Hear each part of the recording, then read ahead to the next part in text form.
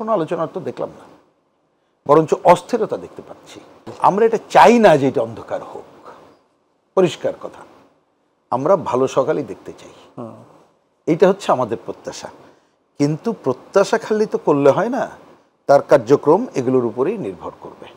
আমরা বারবার এই কথা কেন মনে করিয়ে দিতে চাই, আমি যদি বুঝে থাকি আমাদের দিক থেকে এটা মনে রাখা দরকার যে পতিত স্বৈরাচার জি তারা নানা ধরনের ঘটনা ঘটাতে চাইবে। আমাদের সমাজের মধ্যে অপশক্তি আছে, দেশের বাইরে ভূ রাজনৈতিক কারণে নানা ধরনের আধিপত্যবাদী শক্তি, সাম্রাজ্যবাদী শক্তি আছে, তারা কিন্তু এটাকে ডিস্টার্ব করতে চাইবে। তা সুতরাং সেই জায়গা থেকে আমাদের উত্তরণ ঘটাতে হবে, হচ্ছে আমার 1 নম্বর কথা। এবার 2 নম্বর কথায় আসি। আসছে আমি কি বলে সংবিধান সংশোধন পরে 3rd পয়েন্টে আসবো। তাহলে এই যে কাজটা করবে কারা? হ্যাঁ, নিঃসন্দেহে অন্তর্বর্তীকালীন সরকার যাদেরকে দায়িত্ব হয়েছে তারা প্রধান ভূমিকা পালন করবে, কিন্তু করবে কাদেরকে দিয়ে? নিঃসন্দেহে জনগণের সম্মতি নিয়ে। কিন্তু সেই জনগণের সম্মতির একটা বড় দায়িত্ব তো রাজনৈতিক অঙ্গনের।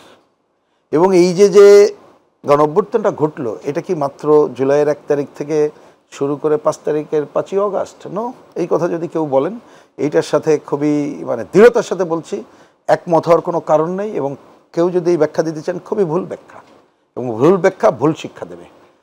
দীর্ঘদিন ধরে লড়াই চলছিল, জি যে সরকার ক্ষমতায় ছিল তাদের বিরুদ্ধে সংগ্রামের নানা মাত্রা ছিল। হ্যাঁ, নানা মাত্রায় এসে এই কয়েকদিনে এমনভাবে ঘটনা ঘটলো, এটা অভূতপূর্ব। এবং যে হত্যাযজ্ঞ সংগঠিত হলো, তাকে পালাই যেতে হলো, সেটা তো বটেই। তাহলে আপনাকে প্রধানত তাহলে কাকে আস্থায় নিয়ে কাজটা করবেন? যে রাজনৈতিক দলগুলো, শুধু রাজনৈতিক দলগুলো না, এর বাইরে অন্যান্য বিভিন্ন শ্রেণী পেশার যে মানুষ আছে তাদেরকে নিয়ে। কিন্তু আমরা দেখতে পাচ্ছি যে এই কথাটা বারবার বলার পরেও, আমার এই কথা আজকে বলতে চাইছিলাম না, কিন্তু বলতে হচ্ছে, মনে হচ্ছে যেন উপেক্ষা করা হচ্ছে। সেটা তো দেখতে পাচ্ছি। এমনকি আমাদের সাথেও, আমাদের মতো দল বা জোট, আমাদের যে বামপন্থীদের যেটা আছে, 12 তারিখে অল্প সময় বৈঠকের পরে কথা ছিল যে সেপ্টেম্বর থেকে ওনারা সব দলের সাথে সব বিষয়ে, এই সংস্কার, এইসব বিষয়ে আলোচনা শুরু করুন। কোনো আলোচনার তো দেখলাম না, বরঞ্চ অস্থিরতা দেখতে পাচ্ছি। সেই অস্থিরতার বহিঃপ্রকাশ আমি বলবো এই যেটা সংবিধান প্রণয়নের যে পয়েন্টটা বললেন, এইটা। কারণ এটা তো একটা গুরুত্বপূর্ণ বিষয়, এটা তো রাজনৈতিক বিষয়। আপনি ন্যূনপক্ষে রাজনৈতিক দলগুলোর সাথে ঐক্যমত্য ছাড়া এই কাজটা তো করতেই পারবেন না। চেষ্টা করে দেখতে পারেন, করতে পারবেন না, তাহলে তাদেরকে তো আস্থায় নিয়ে চিন্তা করুন।